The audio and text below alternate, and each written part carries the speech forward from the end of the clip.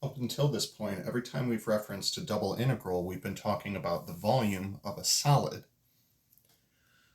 So every time we've done something along these lines, double integral over a region D of f of xy dA, we've been referring to this as a volume. And this is due to the fact that this is the volume that is contained within the region D, above the xy plane, and underneath our function f of xy. However, I would like for you to consider the following. What if we take away one of the dimensions that's being used, specifically the height?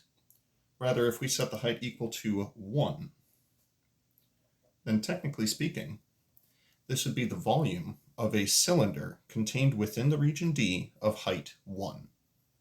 Now, generally speaking, the volume of a cylinder is going to be the cross-sectional area times whatever the height is. Well, that would make it the cross-sectional area times 1. So numerically, this thing is going to be equal to the area of D. Or, shout out to my associate dean on this one, it's also referred to as A of D. A of D, associate dean, area of D. Okay, yeah, it's connected somehow in there, I swear. Now, this can be especially useful if you are dealing with a rather, say, complicated thing like the following. Find the area contained inside R is equal to 3 times the cosine of theta, and outside R equals 1 plus the cosine of theta. So inside the circle, R equals 3 times the cosine of theta, and outside of R is equal to 1 plus the cosine of theta. Now this is technically something that we could have done using tools from back in Calc 2.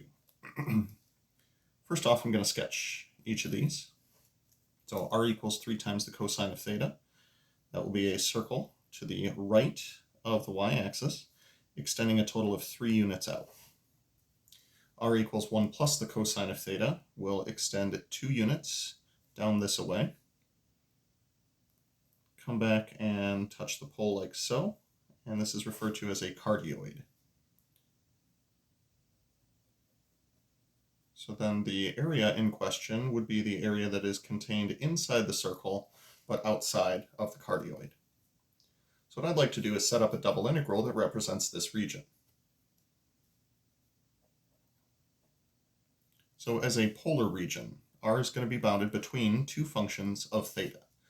Specifically, if we start at the pole and move to the outside, you'll notice that we're hitting the cardioid first and the circle second. So cardioid is going to be the lower bound, and the circle is going to be the upper bound. So it'll be 3 cosine theta for the upper bound, and 1 plus the cosine of theta for the lower bound. As far as bounds on theta are concerned, we would need to calculate a couple of points of intersection, specifically this angle right here and this angle right here. The way that we calculate points of intersection between curves is we set them equal to each other. So we'll set 3 times the cosine of theta equal to 1 plus the cosine of theta. Now with that in mind, to solve this equation, we'll subtract cosine of theta from both sides. Divide both sides by 2. We get that the cosine of theta is going to be equal to 1/2. Now you'll notice that there's a quadrant 4 angle and a quadrant 1 angle for this, and we're supposed to go from quadrant 4 angle up to quadrant 1 angle. So we can ascertain that this will take place at negative pi over 3 and positive pi over 3. So negative pi over 3 is down here, positive pi over 3 is up here. The alternative, and this was something fairly common, you could also go from 0 to pi over 3 and then simply double the area because of the symmetry that you see about the x-axis. However, because I'm a purist snob, I'm going to go with the negative pi over 3 and positive pi over 3. So the area is going to be equal to the double integral over the region D. Oh, sorry, I should probably actually finish this off then. Negative pi over 3, positive pi over 3. So double integral of 1 dA. Bounds on theta will be from negative pi over 3 to positive pi over 3. And from lower bound of 1 plus cosine of theta to upper bound 3 cosine of theta. 1 stays as 1, dA will become r dr d theta, as is traditional for our polar thingamajiggers. Integrating r with respect to r, you'll notice that Fubini's shortcut cannot be used due to the fact that we have variables as part of our bounds.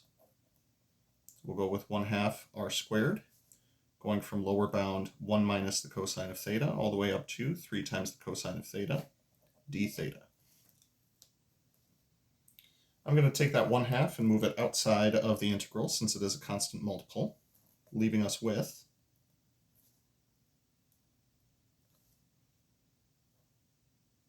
3 times the cosine of theta, quantity squared, plus 1 plus the cosine of theta, quantity squared. Excuse me, that should be minus, since that is upper bound minus lower bound. And this will all be d theta. For my next step of algebra, I am going to expand this guy right here and combine any like terms that we have. Still got a 1/2 out front. Integral still goes from negative pi over 3 to positive pi over 3.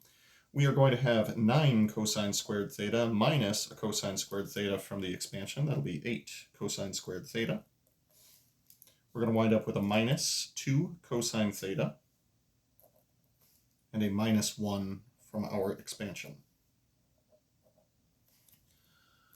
Running low on room, so I am going to go ahead and flip this over to the other side.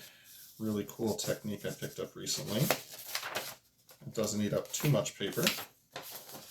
You can just make a little perforation, make a little fold in your page and just keep going. You do lose just a little bit of space, but that's okay.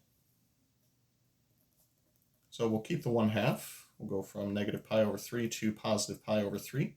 To actually integrate all of these things, the cosine squared of theta is going to need a power reducing identity, which we saw on our previous video as well.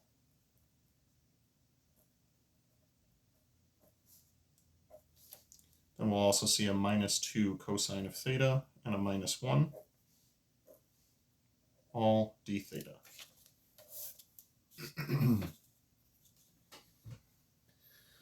All right, simplifying and combining like terms, let's see what we wind up with. 1/2 times integral from negative pi over 3 to positive pi over 3 of, so let's see, for constants, we're going to have 8 times 1/2 times 1, that's 4, minus 1 is 3. For a cosine of theta, we'll just have minus 2 cosine of theta. And for a cosine of 2 theta, that'll be 8 times 1/2 times cosine of 2 theta. So that'll be plus 4 times the cosine of 2 theta. Well, like so. So with that in mind, let's integrate each of these, see what we come up with. It'll be, still got the 1/2 out front. 3 will become 3 theta. Minus 2 cosine of theta will become minus 2 sine theta.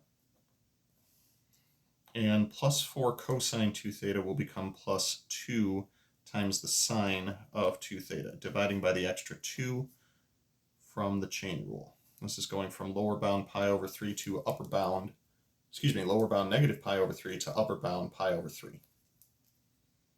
Still rocking the 1/2 out front. Let's plug in that pi over 3. This will be 3 times pi over 3 minus 2 times the sine of pi over 3 plus 2 times the sine of 2 pi over 3 minus 3 times negative pi over 3 minus 2 times the sine of negative pi over 3 plus 2 times the sine of negative 2 pi over 3. Come on, you can fit. Yay! All right, let's pretend that fits. Keep that 1/2 out front, and we'll start simplifying everything else. 3 times pi over 3 will be pi, minus sine of pi over 3 is root 3 over 2, times 2 is going to be root 3, plus sine of 2 pi over 3 is root 3 over 2, times 2 is root 3,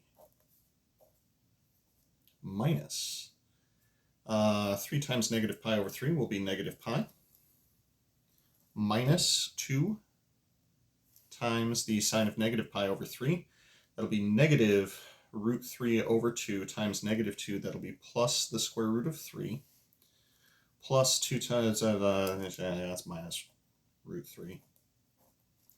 Cancel, cancel, cancel, cancel. Pi minus negative pi is 2 pi. Factor in the 1/2, and we have ourselves probably the most complicated way in your life you are ever going to express pi. Hooray!